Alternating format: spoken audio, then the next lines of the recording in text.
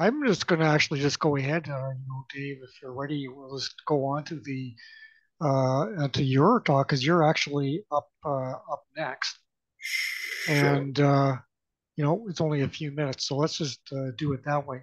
Okay. So, so just mention here that we didn't introduce Dave in the last one, so I'm going to do it now. Dave, V3KG, has been a ham since 1975 when he earned his license at age 15. He's been active in HF contests and DXing since he began. In fact, I did some contests with him back in the late 70s and early 80s. Dave has lived across Canada and overseas. Some of you might remember his previous activity as V9CB, VO1AU, and VE2ZB, among other call signs. And I know we had some call signs overseas in the expeditions and so forth. He is a volunteer with RAC and currently serves as Regulatory Affairs Officer. Dave is RAC's primary liaison with our regulator, ISA. Dave lives near Bastard, Ontario, which is actually just outside of Smith Falls, just a few kilometers north of me. So, Dave, I'll just turn it over to you, and away you go. All right. Thank you very much, Ron, and thank you for the invitation, the opportunity to address the club.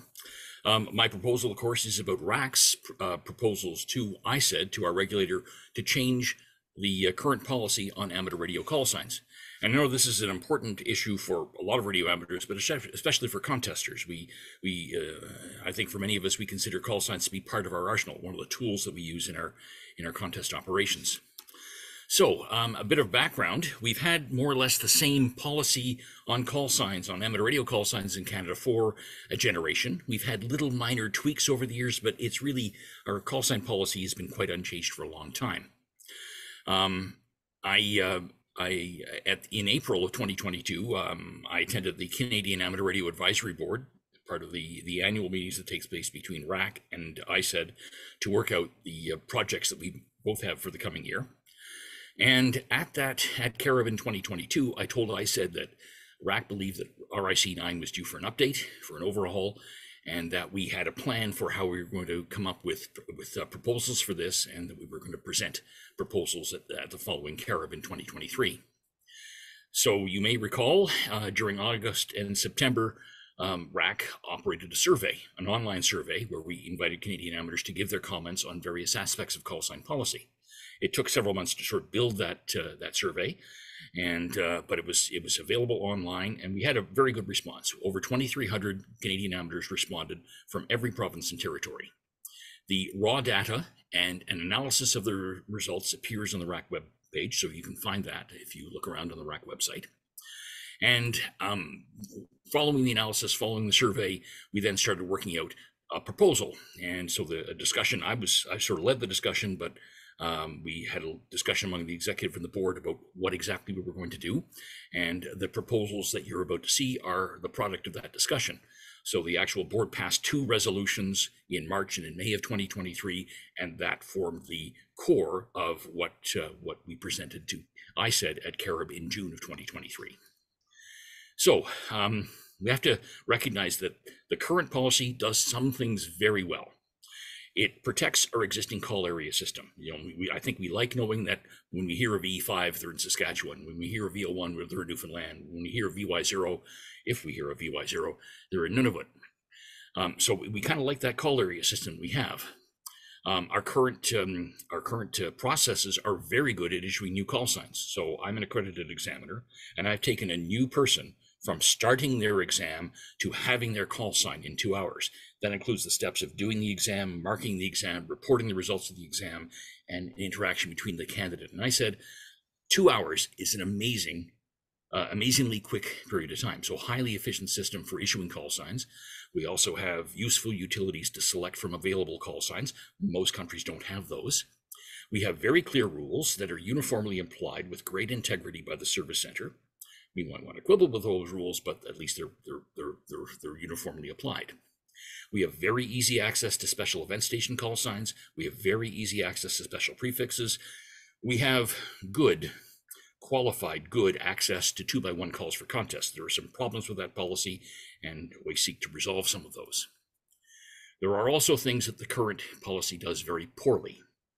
The current policy does not detect deceased amateurs. The current policy does not detect amateurs who are disengaged. And this is because about 25 years ago, we went from a system of station licensing to a system of strictly certification. So with station licensing, of course, there was an annual fee to pay, an annual renewal. That was a natural way in which we weeded out the database from people who were disengaged from ham radio or who had passed away.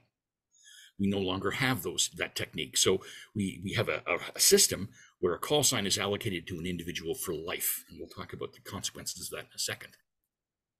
Our current policy also makes two-letter call signs too available, and that contributes to their scarcity, especially in Ontario.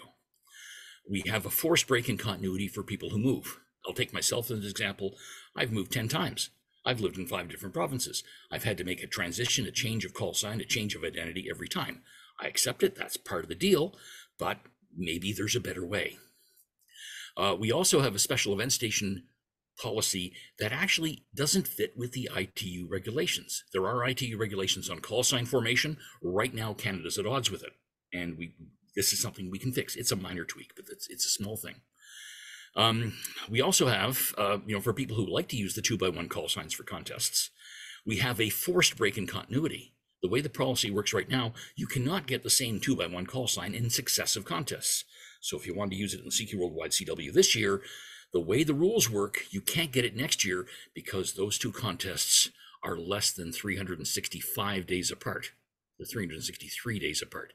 It's a stupidity that's that's baked into the policy, and it's something that we can correct. Looking at the whole allocation of call sign series we have in Canada, I think what we have really is a poorly allocated resource. And we have a proposal really to correct that. So there are 24 blocks of prefixes allocated to Canada. Some beginning with C, some beginning with V, some beginning with X. We use 4 of those 24 for regular issue amateur radio call signs that everybody in this room has. We use those and an additional 4 for special event stations. So we have 8 prefixes that we're using for special event stations. And 4 of those are exclusive to special event stations. We have a further 16 prefixes that are being used for special prefix authorizations. So we're using all 24 blocks, but in a really inefficient manner. We also have, the way our policy currently works, we have a whole series of prefixes that could be used to formulate amateur call signs, but are completely inaccessible. That's the way the policy works. So we're proposing to change the balance here, where of the 24 blocks of Canadian call signs, we'll designate 2 strictly for special event stations, and we'll do so in a way that conforms with the ITU regulations. We'll set aside 4 for special prefixes. But 18 of the 24 we would like to use for regular issue amateur call signs. In doing so, we want to protect their traditional call areas. We want to make use of the other numerals in the VO and the VY call areas.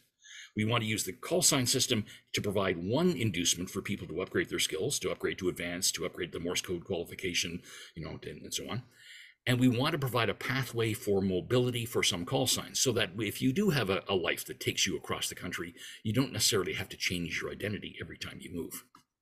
So there's a way of trying to balance all of these competing requirements. Now, I'm always reluctant to take any lessons at all from the Americans. I mean, they're lovely people, but it's kind of a crazy place. But once in a while, they have some good ideas, and I think there are a few that we can borrow from, and I think we can learn from some of their examples of where they've done things maybe a little right and maybe a little wrong. So again, we have 24 blocks of Canadian call signs. The United States has 90 blocks. And that seems reasonable. I mean, they're a much larger country, larger population. And the way we have the distribution of the way that we use our call sign blocks that I've already described. Now, in the US, they have 90 blocks of call signs. They are using 90 blocks for regular issue amateur radio call signs. They have 750,000 amateurs, but their system has room for 10 million possible call signs. So they're not likely to hit the ceiling anytime soon. They do have a provision that allows for special event call signs in this very short format, the 1x1s. We hear them all the time, but they do not have special prefixes. They have not had them since they used them in 1976. In 1978 is when the current US amateur call sign policy came into place. So it's been over 45 years. Now, if I were to go back to the Canadian example, what we have, say we have these 4 blocks of call signs that are used for regular issue call signs. I think really what we have there is about 22% of this resource is well used. We have another 66% of this resource of being used for special events and special prefixes. I mean, special events and special prefixes are great, but I think it's a bit of a tail wagging the dog. It seems unbalanced to me. As well, because of the restrictions imposed in our system, 29 of the possible 240 prefixes, that is, VE1, XJ1, and so on, 29 of those possible prefixes are inaccessible. This represents, from my point of view, 12% waste, complete waste. United States, there are a very small number, 15 of their 930 possible prefixes are waste, are inaccessible under their current call sign system. So, in short, what I'll be presenting to you are the core elements of the proposals that RAC has made to ISED. What we're proposing is a system of 5-year renewal of call signs. We want to refine the special event station call sign policy. We want to refine the special prefix policy. We want to create higher qualifications to obtain 2-letter calls to deal with the scarcity issue. We also want to issue new permanent 2-letter call signs in new series. We want to issue new permanent 1-letter call signs in a new series. And we want to protect the existing call areas. And we want to provide a pathway to allow some call signs to be movable. That is, if you have a particular call sign, you should be able to take it from province to province, to territory as you move around the country within certain limits. So it's kind of hard to negotiate all these things, but I think we have a good plan for it.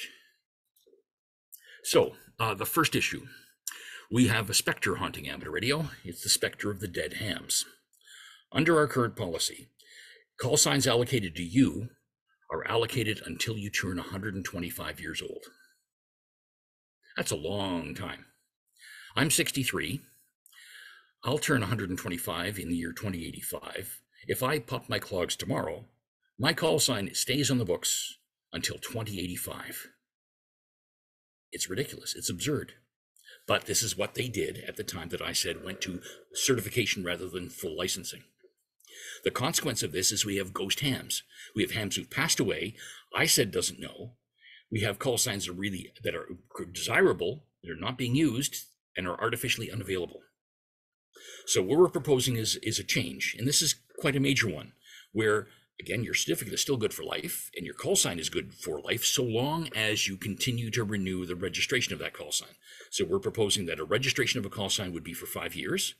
And the means by which you would renew that would be simply logging onto the ISED website, a sign of life.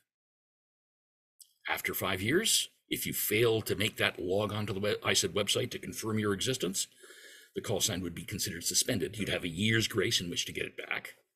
After 6 years with no contact, we believe the call sign should be available for reissue. So the responsibility would be on you to make sure that ISED is aware that you're still interested. And it would provide a mechanism to recirculate to make these call signs available to others. So that's one proposal. Now, if you look through the current policy, you'll see that we actually have 6 different categories of amateur radio call sign. They aren't called categories, but if you break down the policy, there are 6 different discrete kind of ways in which we deal with amateur call signs. So, and what I've done is I've actually drafted up what I hope to be the replacement policy that ISED will use. And in this draft, what I've done is I've broken down 8 categories of call sign. So really, we're talking about the same 6 that we have right now, plus 2 others. So the first one of the call signs we all know and love, 3-letter call signs with the regular prefix that connotes a region or a province or territory.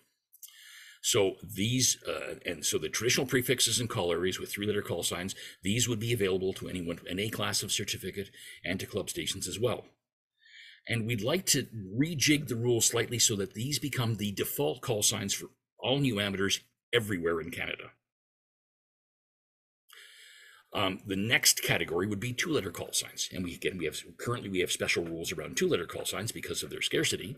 So the 2-letter call signs with the traditional prefixes and the traditional call areas, we're proposing that the requirement be increased. So right now, under current policy, if you've been a ham for 5 years, you can get a 2-letter call sign if one's available. If you have your basic and you've been a ham for 5 years, that's enough. We're proposing to increase that. We'd like to, and this is based on the survey results, We'd like to increase that to 10 years, and you must have your advanced. So if you want to get a 2-letter call sign anywhere in Canada, you have to meet that criteria. The current policy limits you to holding only 1 2-letter call sign per person. We want to uphold that. We want to continue that. One of the things about 2-letter calls right now, though, is in certain lightly populated parts of the country, particularly Labrador, Prince Edward Island, New Brunswick, Nunavut, Northwest Territories, and Yukon, a brand new ham on day 1 can get a 2-letter call sign. We have a little exemption for these low population areas. So we want to abolish that and say that every new ham is going to have a 3-letter call sign, no matter where they are in the country. Now, one of the things we are not proposing is we are not proposing to issue 1-letter call signs with the traditional prefixes. And when I talk about traditional prefixes, I'm talking about the ones that you see in the column on the right. These are the ones that we all know that we're used to hearing all the time. So those are the first 2 categories. The second 2 categories are special event call signs. Now, with special event call signs right now, there are 8 possible 2-letter blocks that can be used to choose the call sign. And under current policy, the first numeral in that special event call sign has to agree with the call area of the person making the application. We're proposing instead to reduce this from 8 down to 2 and to have 2 dedicated prefixes, 2 dedicated blocks of call signs used for special event stations. So only the VD and the VX, followed by a numeral 0 through 9, where the numeral would have no geographic significance, followed by a group of up to 7 letters and numerals, ending in a letter. So so the shortest such call sign in this scheme would be something like VD0A, 2 letters, a numeral followed by a letter. The longest such call sign would be something like VX 1 2 3 4 ABCD, and that's a fictitious example I just pulled out of my imagination. But the idea is that it would be maximum 10 characters long, and the reason for the 10 character limit is because of an IT limitation in ISED systems. Rather than ask them to reprogram that, we thought 10 characters would be sufficient. Now, the reason for this, it comes up over and over again. A couple of years ago, there was a group in Hamilton, a group at the Hamilton Warplane Museum, who wanted a special event call sign to mark the 80th anniversary of the Lancaster bomber. So it's an important warplane in Canada's history. It's an important part of the Second World War history of Canada. There are a number of reasons to want to celebrate this particular event. And there were parallel events going on in the UK, where they got the call sign GB80LAN, and in Australia, where they got the call sign VK80LAN. So the guys at the Hamilton Warplane Museum went to ISED and said, we'd like to have the call sign VE80LAN. And ISED said, well, looking at our policy, the numeral in the call sign, the first numeral in the call sign has to agree with the call area. Basically, the policy are a pair of handcuffs. So even if ISED wanted to make a nuanced decision on this, they couldn't, because the policy said, no, the first numeral has to agree with the call area, even though this is a special event station. So what they did is they found a ham in Yellowknife, VE8 area, to make the application on their behalf. It was approved. ISED was happy because they were able to make it fit within their policy. The guys in Hamilton were happy because they got the call sign they wanted to parallel with the British and the Australians. And the guy in Yellowknife was happy because he was able to contribute to what he thought was a noble exercise. So again, the policy forced them to do something ridiculous in order to achieve a reasonable result. So I think we can change that. We also propose changing the authorization period. Right now, it's either 2 weeks, 1 month, or 2 months, depending on whether it's a local, provincial, or national celebration. We think there probably should be room for more flexibility in this, so we're proposing an authorization period of the lesser of 12 months or the duration of the event. So just be able to add some judgment to this. Category 4 in the scheme would be special event call signs for St. Paul and Sable. We're proposing no change there, so exactly as they currently run. Now here's where we're proposing something new and different and a little revolutionary. Canada has all of these other prefixes beginning with C and beginning with X. We're proposing that call signs with these prefixes be authorized where the numeral has no geographic significance. The idea here is that the C and the X calls are aberrant, and the V calls are the traditional calls. So we have the revolutionary different call signs that begin with C and the X, and then we have the traditional call signs that for the most part begin with V. And the idea here is that these would be the call signs that you could take with you when you move. So if you move from province to province, territory to territory, you don't have to swap identity. So we propose creating a category 5 of 2-letter call signs with the C and the X prefix that would be issued on the same basis. You have to have your advanced, and you have to have been a ham for at least 10 years. And with the same limit, one 2-letter call sign per person, not issued to clubs. And you'd be limited to holding one 2-letter call sign, whether it's with a traditional prefix or one of the new prefixes. There's an historical connection for Newfoundland and Labrador with the VO prefix. They came into confederation with it, and it's still something that's dearly held in Newfoundland and Labrador. So we're proposing to authorize the issue of 2-letter call signs with VO 7, 8, 9, and 0 on an odd-even basis between the island and Labrador. So this would provide us with 97,000 new possible 2-letter call signs. That, at a stroke, will completely absorb the pent-up demand for 2-letter calls. So we are also proposing a series of 1-letter call signs on the same basis. So again, using the C and the X prefixes with the numeral having no geographic significance, it would be a mobile call sign. Take it with you when you move. Again, a single-letter suffix. And for it to hold a single-letter suffix call sign, you would have to have all of the qualifications that are available in amateur radio in Canada. That would be holding your advanced, holding the Morse qualification, and you must have been a ham for at least 10 years. And again, one-letter call sign would be available per person, not issued to clubs. And again, we'd allow for 1-letter call signs in VO 7890 in Newfoundland and Labrador. Again, with those call signs and with VY call signs with the other numerals, you'd have to register those to an address in those provinces or territories. So the idea here is the C's and the X's could be conceivably anywhere in the country. The VO9s, VO 7890, the VY 345678, they would have to be in those appropriate provinces or territories. So there's something special about the VY call areas and the VO call areas that we want to retain. So this would provide us with an additional 3,800 1-letter call signs. We are not proposing 1-letter call signs to be issued with the traditional prefixes. 1-letter call signs would solely be with these new sort of aberrant prefixes. So categories 5 and 6 are the true innovations here. We currently have a series of call signs assigned for Government of Canada stations with the VOI9 prefix. It's a little silly, I think, but there are 5 of them. None of them are active, but if that it makes ISED feel good to have VY9 calls for ISED stations, that's fine. The final category is category 8, would be the VE0 call signs. I think we're all familiar with it. You can get a VE0 call sign for a station aboard a ship making international voyages. That's the way the rules currently work. We would like to add satellites, space stations, and Canadian astronauts. We do have a couple of dozen university-based CubeSat projects that are going on right now. We may see the first Canadian Oscar satellite sometime in the next couple of years.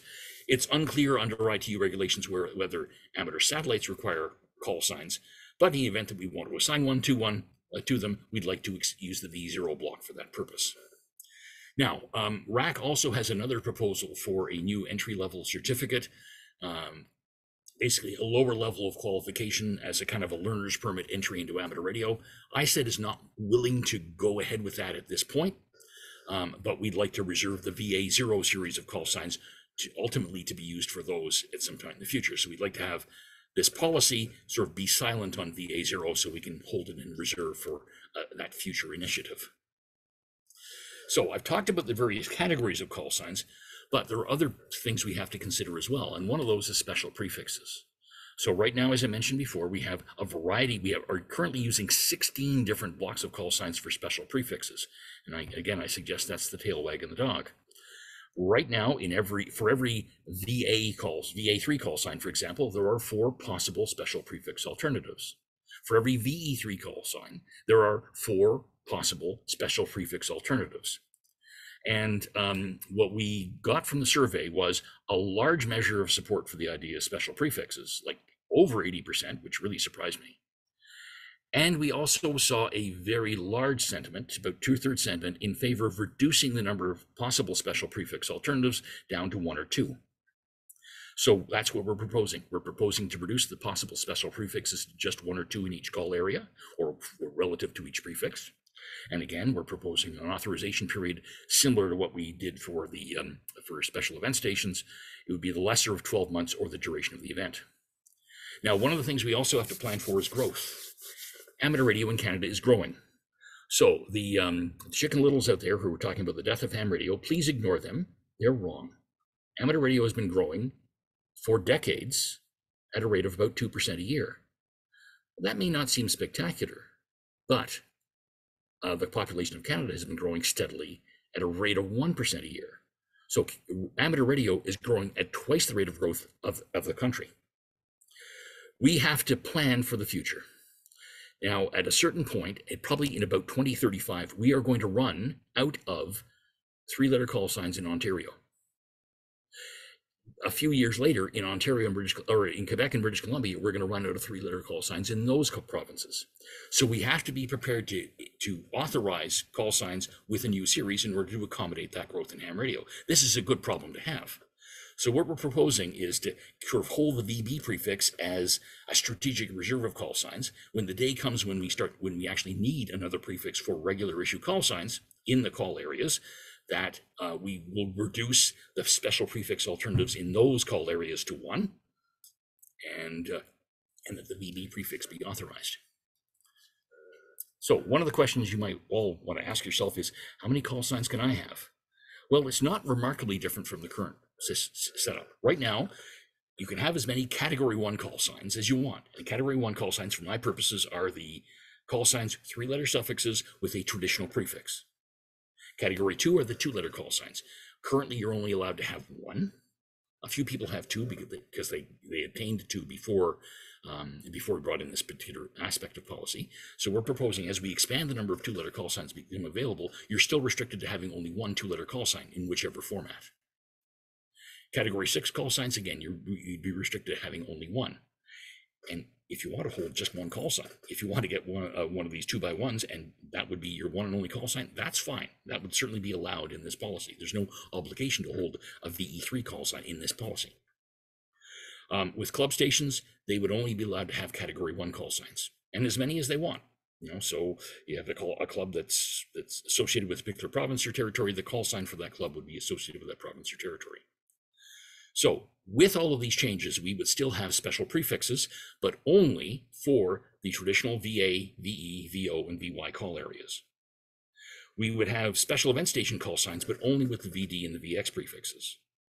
We would still have de-expedition call signs for St. Paul and Sable. So those things won't change. Now, another thing that comes up here, we're also proposing to make a change to the way that we handle silent keys. Now, right now, under current policy, if you pass away and a member of your immediate family has about 1 year in which to try and obtain your call sign, your immediate family has a privileged access to obtaining that call sign. Of course, they have to be suitably qualified and with an address that agrees with the prefix of that call sign. So we want to maintain that. But we've run into a bit of a problem here. When it comes to 2-letter call signs, we have situations where we have a ham who's been a ham for a long, long time. The rest of the family know ham radio is really important to mom or dad. Mom or dad passes away, and but nobody else in the family is interested in ham radio. So they all, in the moment of emotion, they all decide, well, somebody's got to go ahead and pass the ham exam so we can keep the call sign within the family. So we have somebody who's not really interested in ham radio passing the basic, getting the 2-letter call sign, and keeping that 2-letter call sign out of reach, out of circulation for a new period of 125 years. And really what we're doing here is we're just extending that 125-year rule by another generation. So we're proposing that if somebody wants to acquire the 2-letter call sign of a recently deceased relative, they should at least have their advanced certificate. They should have more personal investment in amateur radio than simply just managing to pass the basic. We would not impose the 10-year qualification in this circumstance. So if I say a member of the family wants to acquire the 2-letter call sign, and mom or dad, all they would need is to pass their advanced in order to acquire that 2-letter call sign. So we're also proposing that, I said, add to the policy a list of acceptable modifications to call sign. Now, we do these all the time. It's a part of good amateur practice that we sign portable, that we sign mobile, that we indicate where for different call area. It's a good practice to indicate portable V1. It hasn't been required to sign portable in our regulations in over 40 years, but it's a practice that we do and we follow and we like. So we're proposing that, I said, just lay out a series of examples of things that are consistent with good amateur practice and that are acceptable to the regulator.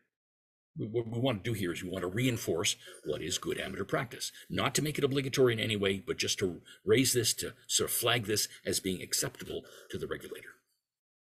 So long as the identity of the station is clear, that's the important bit. So in summary, here's what we're going to do with those. Here's what we propose to do with those 24 groups of Canadian call signs and how we propose to break it down. The CF through CZ calls, for the most part, and the XJ to XO calls will be for people will be in two-letter format, two-letter suffix formats and one-letter suffix formats. If you have your advanced and you've been at Heim for at least 10 years, you can get a two-letter call sign in this format. If you also have the Morse qualification, you'd be able to get a one-letter suffix call sign. The VA calls as they are right now will not change. The VE calls as they are will not change. The VO calls as they are will not change. And the VY calls as they are will not change. We're planning to rejig the way we do special prefixes. We're planning to rejig the way we do special event call signs. We're planning to make more use of the VO, of the numerals associated with the VO prefix and the numerals associated with the VY prefix. So if these proposals are implemented by ISID, what we would do is we'd protect the current VA, VE, VO, and VY call areas. They would continue to be the standard, normal call sign that any new amateur requires. We would expand the use of all Canadian prefixes. We'd make fuller use of those historically significant VO prefixes and reinforce the special character of the VO and VY call areas. We reinforce the exclusivity of the CY9 and CY0 prefixes. And we'd allow for the mobility of some call signs for those who move. Now, one of the things I'd like to reinforce here is in previous discussions with ISED, they've made it clear that the system of call areas that we use in amateur radio serves no regulatory purpose for them whatsoever. They only maintain the call area system because we have asked them to. There is no other radio service in Canada that uses call areas, none. Only amateur radio. And they only have it because, from ISED's point of view, a call sign is a bit like a SIN number. It identifies an individual who is responsible for the operation of a particular transmitter. And from their point of view, it doesn't matter. The numeral doesn't matter at all. So again, they concede. They give us this. They give us this business of allowing us to maintain these call areas because it suits our traditions and the way that we like to do things. Our proposals would permanently eliminate the shortage of two-letter call signs. It would respond to a significant minority demand for one-letter call signs. So I saw about 1/3 of the respondents in the survey were supportive of the idea of one-letter suffix call signs on a permanent issue. We would have an easier translation of special prefixes to regular call signs. And we'd allow better choices for special event call signs. We provide incentives for amateurs to upgrade their skills, knowledge, and qualifications. We bring Canadian practices in line with ITU regulations and practices in many other countries. And hopefully this policy will not require any form of revision for many decades. I hope it will outlive us all. And perhaps one of the key things here is we're not proposing to take anything away from anyone. There are, say, basic hams who have two-letter call signs, and that's fine. They get to keep them. They wouldn't want to change that whatsoever. However, we want to make sure that anybody in the future acquiring a two-letter call sign or one of these one-letter call signs has that higher level of qualification and that higher level of experience in the hobby. So that brings me to the end of my presentation. I wonder if anybody has any questions, comments. I see a lot of numbers totting up in the chat, so I think there's been some debate going on there. Ron. Yeah. Let me just summarize a little bit what's going on here. There were a number of questions which I'll feed to you in a moment, and so one thing I'm just trying to understand. There have been a couple of comments in this line as well. The first, it's really just one stream of question. It's really just one question. How solid is the proposal? Is ISED receptive, and what's the timeline? Okay, how solid is the proposal? The proposal has its own internal integrity. There's a logic to it. I think the proposal is solid.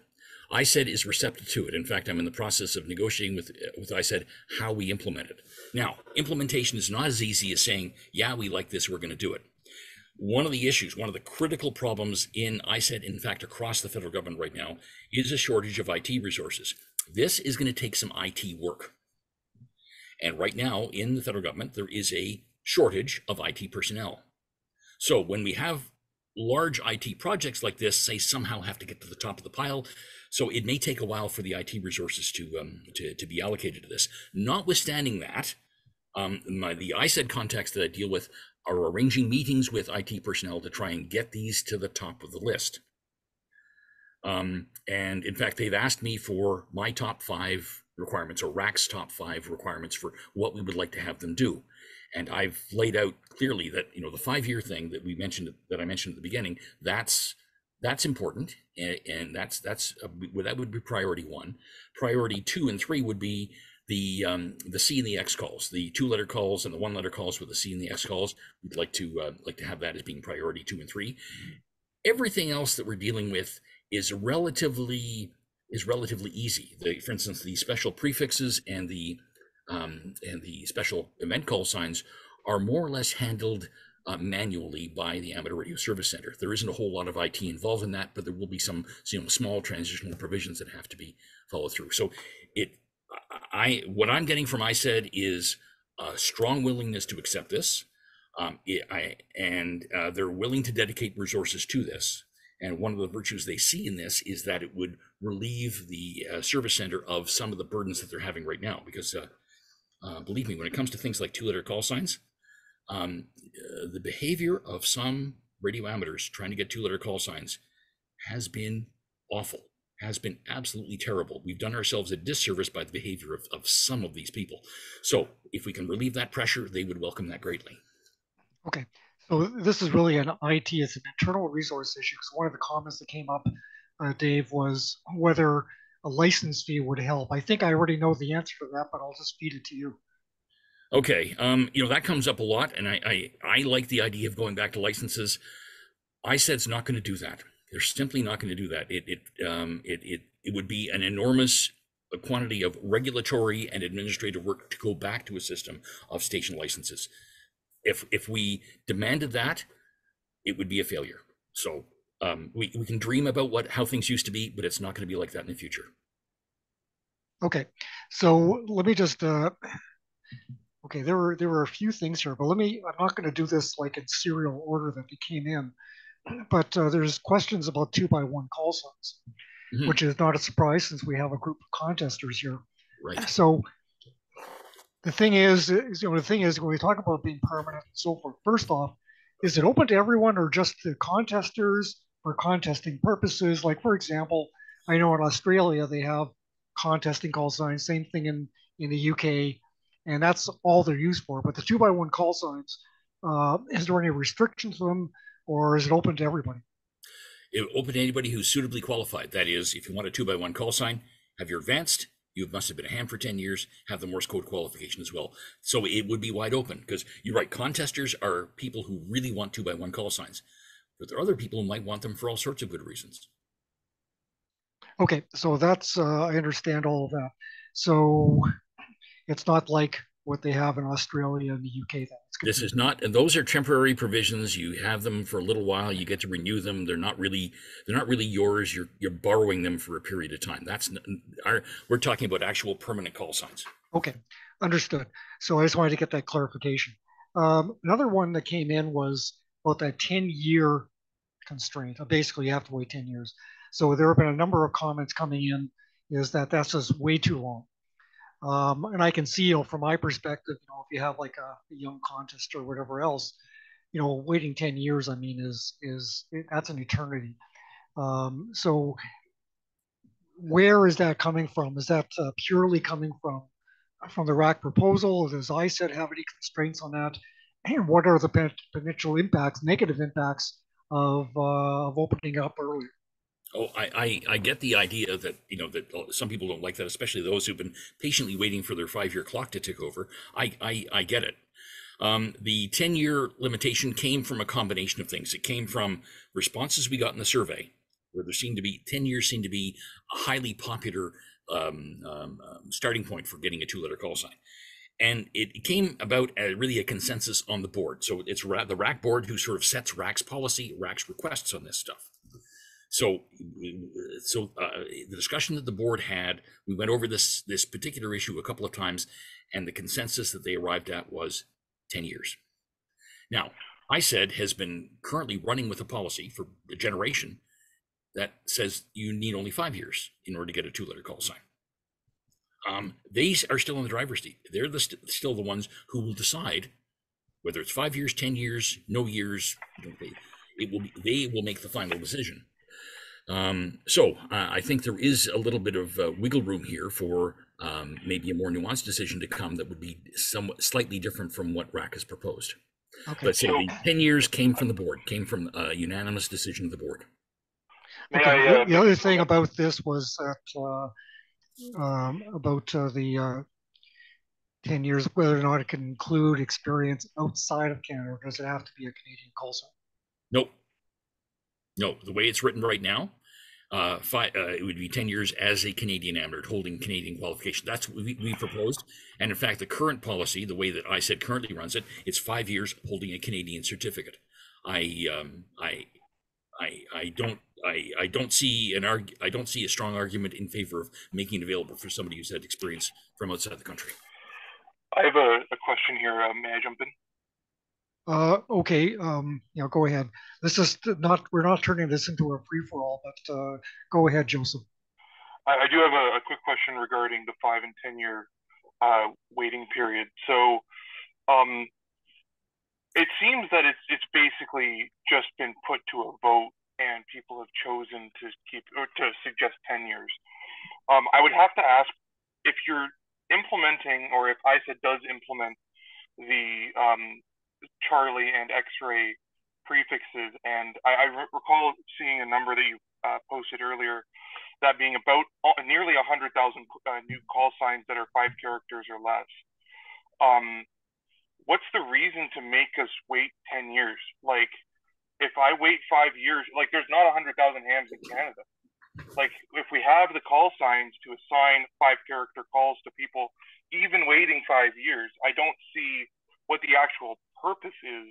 I could appreciate not wanting to assign 5 character calls to recent licensees. I can appreciate that it's a resource that you want to protect for hams that are the most active in the community. Okay, Joseph, rather than litigate this, I think I can answer your question, and I think you make a very valid point. Why we're making these call signs much more plentiful. Maybe there is more flexibility in this. So again, RAC's proposal was just 10 years, and that's based on sort of consensus of the board, informed by the results of the survey. And there is a lot of mythology about this. So there may be a good case to make for having a shorter waiting period. Again, I can say this is something that was avidly discussed. One of the things that came clear from the survey, though, is that a combination of qualifications and experience in amateur radio is strongly supported as the requirement to have a 2-letter call sign. That's okay. Let me just move on. And you're one of 2,300 people who took part in the survey, and your opinion is reflected in that consensus. Okay, thanks, Dave. I just wanted to make sure we only have a few minutes left, so I want to make sure we get through all the questions. Another one came up from a couple of people was about club call signs. Where do they fit into this? Club call signs should be 3-letter call signs. That's it. Point final. Okay. About the 5-year repeated reauthorization, or I guess registering with ISED, is how do we identify ourselves to ISED to actually do that? I guess in terms of security, privacy, and also making sure they can actually do it. I know I ran into a problem with ISED probably about 6-7 years ago, when their IT system basically messed up, and they had a lot of difficulty uncovering my license information. So how is that going to work? Right now, each of you has a certificate number that is individual to you. Yeah, but what I was getting at is that they make mistakes. I'm not finished. You may have multiple call signs, but you have one certificate number that's unique to you. And right now, if you create an account on the ISET website, that certificate number is key to you creating that account. You can manage any number of call signs with that certificate number. Okay. So that's the key underpinning to this. Yeah, I couldn't even create an account because of that problem. But if you get to the point of actually having an account, then presumably that has some longevity. Oh yeah, the account would have longevity. I mean, but I can't walk you through each step of a process that hasn't yet been invented. Absolutely. I just wanted to the question came up from a few people. Another one is complexity. This is it appears on its surface a very complex system. Can you comment on that? Well, yeah, it's complex. We're talking about 70,000 people in Canada who hold amateur call signs. They all have different interests. They all have different, preferences and so on. We have 24 blocks of call signs, 24 blocks allocated to Canada. We're trying to use them in a sensible way. So providing what I've tried to do here, what RAC has tried to do here, is provide an integrated solution that deals with all of this so we can have access to all of these, and balancing off this affection for the traditional call areas with a more flexible system to allow for mobility, to allow for access to 2x1s and 2x2s on a broader basis. It isn't going to be a simple solution. So anybody who's looking for a simple solution, you're not going to find it. Okay. That's great. I think I've run to the end of all the questions, unless I've missed some things. I mean, there have been people saying they actually like the proposals, and a number of the things here and other ones are against it, et cetera, et cetera. But it seemed to be, just going through the comments, that 10-year things seem to get a number of backs up. Well, that's not really a question. I was just mentioning it. We've already discussed it. I'm fully prepared to endure a lot of abuse because I suspect this is what will happen. This is unfortunately the tenor of the CCO reflector. So I expect a few of you are going to call me every name under the sun. Go ahead. I've been called worse things by better people. The fact of the matter is we had to deal with a complicated issue. We've come up with a complicated solution that does have there's a little bit of intuition to some of this. Again, generally speaking, if you hear a Canadian station with a V call, you're going to be pretty much guaranteed to identify their call area. If you're a Canadian station with a C or an X call, you might have to copy the exchange they send much more carefully, not leave it up to your computer. Absolutely. I'm still trying to get people to recognize that I'm not V3UN. But anyway, I'm going to, let me see. I think we're done with all the questions that come in. We basically are just about at the end of the time here. So I'd like to thank you very much, Dave, for giving this talk. Call signs, as you mentioned, are part of the heart and soul of contesting. I mean, it's just so important to us. So this is really excellent. Emotional issue in amateur radio. It certainly is. It certainly is. So again, thanks very much. I guess if anybody has any particular questions or comments, they can probably just contact you directly.